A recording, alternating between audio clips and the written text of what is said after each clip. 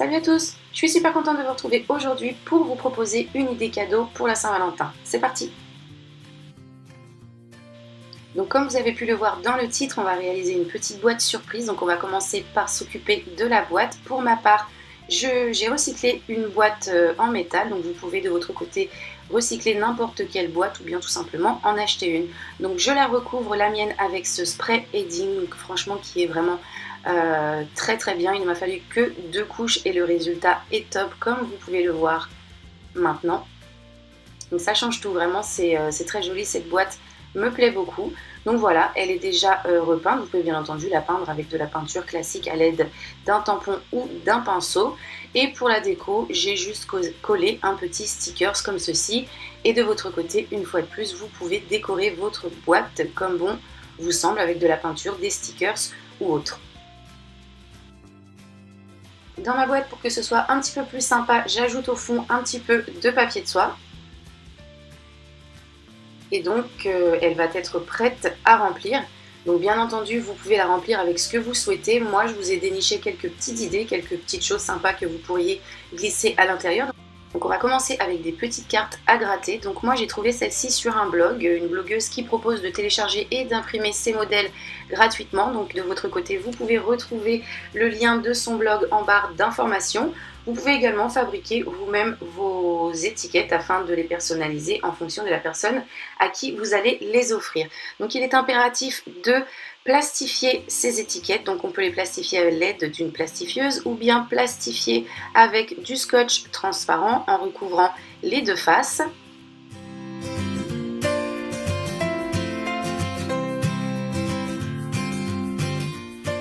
Il existe également une troisième alternative, donc il s'agit de prendre une feuille de papier transparent, type feuille que l'on utilise pour mettre dans les classeurs.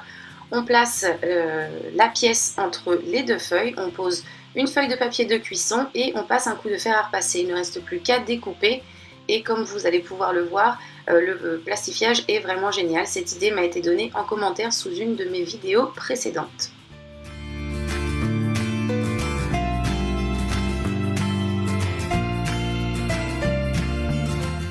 Donc une fois que l'on a toutes nos étiquettes plastifiées, on va maintenant pouvoir créer le petit gratte-gratte. Donc on va pour cela prendre de la peinture, peu importe quel type de peinture, et on va y ajouter quelques gouttes de myrrhe. Donc on fait en moyenne 3/4 de peinture pour 1/4 de myrrhe.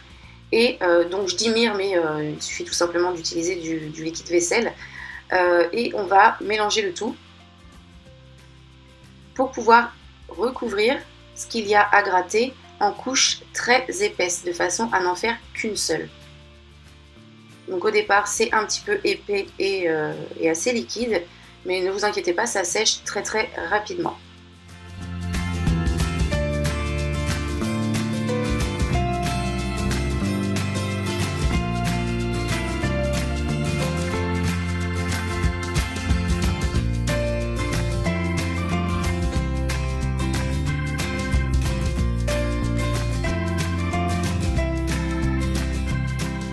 Donc une fois que l'on a recouvert le tout, on va laisser sécher une bonne demi-journée. Pour ma part, j'ai laissé sécher le tout une nuit.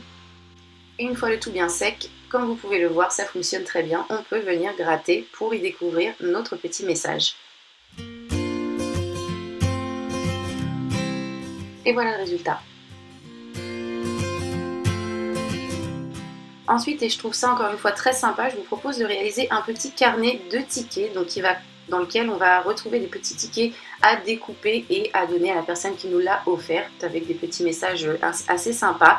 Donc on va télécharger et imprimer encore une fois un modèle gratuit que j'ai trouvé sur un blog que vous pouvez retrouver en barre d'informations. On découpe le tout et on va prendre ces étiquettes là que l'on va coller les unes sur les autres en collant sur cette petite languette. Donc imprimer le tout sur du papier cartonné, surtout c'est très important. Moi j'ai fait ça sur du papier classique que j'ai plastifié et franchement j'ai regretté, le résultat était vraiment pas terrible.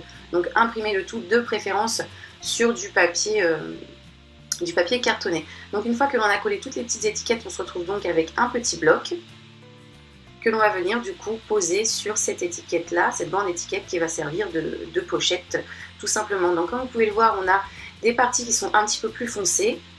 C'est sur ces parties que l'on va venir faire les plis, donc à l'aide d'une règle.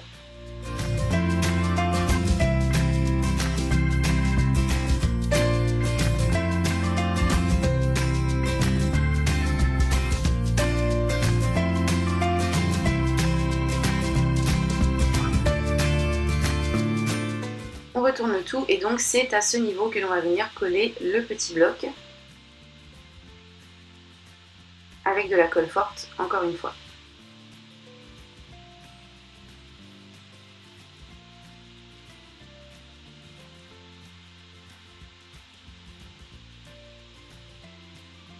Après ça, on va faire une petite encoche et il ne reste plus qu'à venir glisser la languette à l'intérieur pour pouvoir fermer le petit bloc.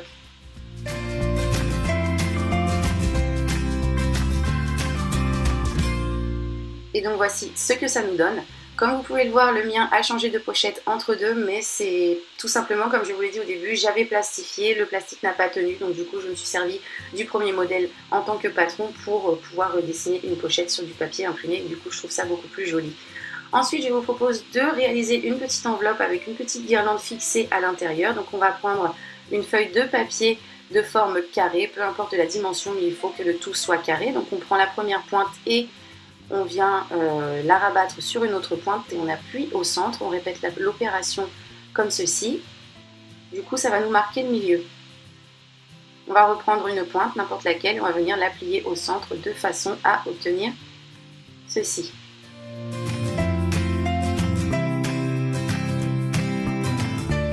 Je prends la pointe qui est en face et je viens la plier de cette façon. Je plie ensuite une autre pointe, peu importe laquelle. Et je la rouvre. Je prends l'autre, celle qui est en face, et je viens la plier de cette façon et ma pointe doit venir toucher mon trait. Quand c'est le cas, j'appuie sur mon pli. Je prends ensuite ma règle, à ce niveau je la pose, je fais un pli que je viens rabattre à l'intérieur. Après ça, il ne me reste plus qu'à coller les côtés. Et donc mon enveloppe va être terminée.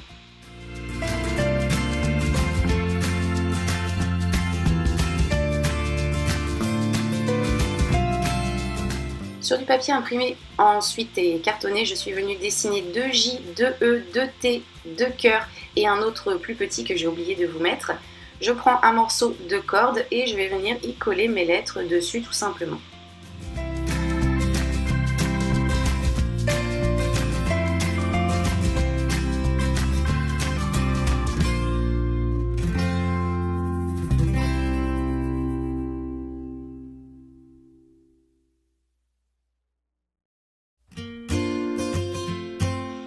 Donc voici ce que j'obtiens. Je reprends également le bord de mes lettres puisque ce n'est pas tout à fait net, donc avec une petite paire de ciseaux afin d'obtenir quelque chose de bien propre. Ensuite, je prends la première extrémité de ma corde et je vais venir la coller à l'intérieur de mon enveloppe. Donc de cette façon, ça va fixer les deux ensemble et ma guirlande sera définitivement fixée à l'intérieur de l'enveloppe. Elle ne pourra plus bouger. Et au niveau de l'autre extrémité, je vais venir coller, après avoir rentré ma guirlande dans l'enveloppe, je vais venir coller l'autre petit cœur que j'ai fait tout à l'heure, comme ceci, avec un point de colle chaude.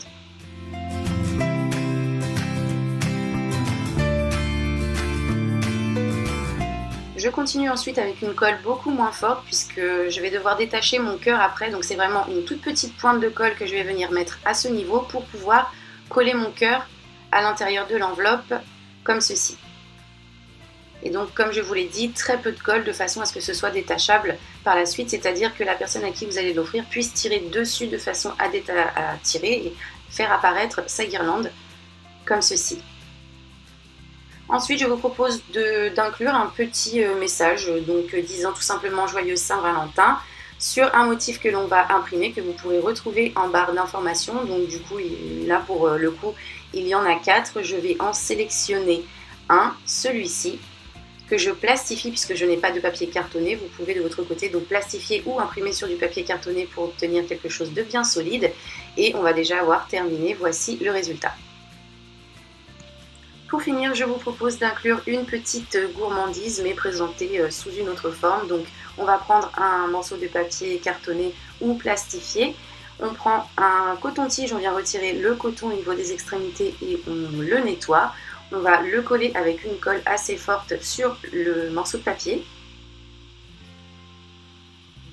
Donc comme là je veux réaliser une flèche, je prends du masking tape pour réaliser les petites plumes au niveau des bords.